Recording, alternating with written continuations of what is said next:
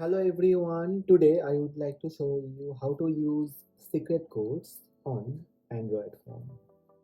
Let's have a look. For this video I am using Google Pixel 10 Pro XL. Using secret codes on Android is pretty straightforward. You just need to follow these steps. First, you need to open the dialer app on your phone that you use to make phone calls, or you can say phone app. Now, from bottom menu, tap keypad, tap on the area where you can dial phone numbers.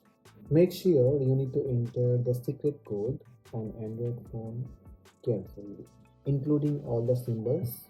You can copy and paste the code to prevent any mistakes. For example, you can enter star hash 06 hash.